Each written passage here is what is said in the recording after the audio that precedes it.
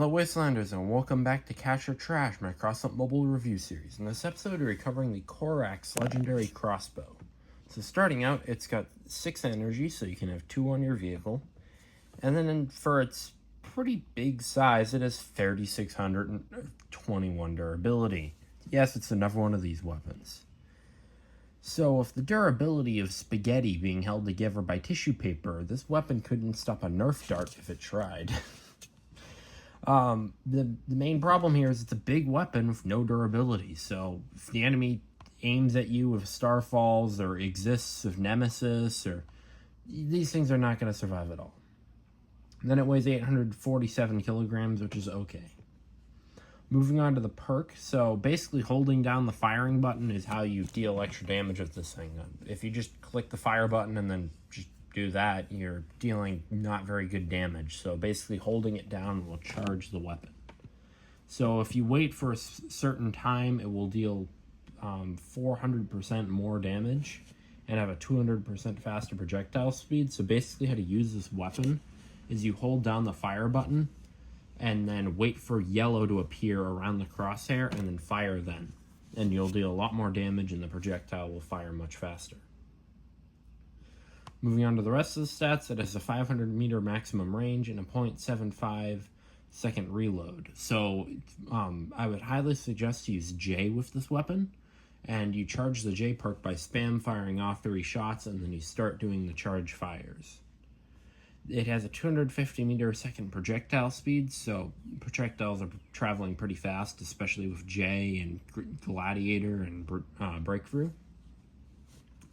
It's 100% direct, so get those direct damage mods. For this review, I only had 1 direct damage mod on each Corax, and they're level 1. It has an 80 degree a second rotation speed, so it's pretty slow rotation speed. I mean, that really only affects cars, and no one really runs cars anymore. And it only fires like 1 round per salvo. So for recommended cabins, if you have a Gladiator, run that. This thing does not work well with the Warrior, as the Warrior is a close range. Kensei could potentially be useful for this thing, as it would give some good damage and allow you to reposition after a couple of shots.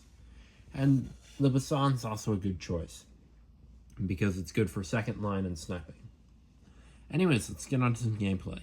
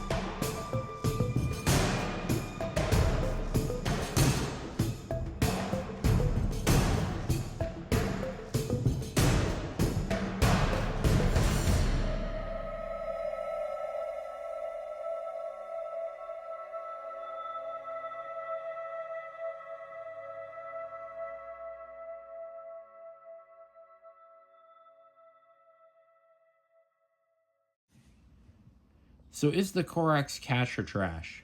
I'm going to say cash, but there's a few downsides to it. So really, right now, I would not suggest to buy this weapon at all.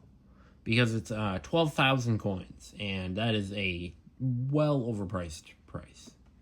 The max I'd pay for this would be 1,500 to 2,000 coins. So if you want to get this weapon, wait until it drops to around that price, or lower if you want a lower price. It's probably going to drop to around 1,000 coins. The other downside is the durability. With the current high damage metas, these things do not stay on your build long at all. So if some Starfall decides that he doesn't like your build, or some Nemesis just appears from the Shadow Realm, you'll be seeing these Coraxes sitting on the ground right next to your build because of the new thing they added where parts that fall off your build sit on the ground now. So yeah. I mean, the damage is good, and with good equipment and mods on, good mods on the Coraxes, they're very dangerous. But really, that's it for the review. Please consider to like and subscribe. See you next time. Bye-bye.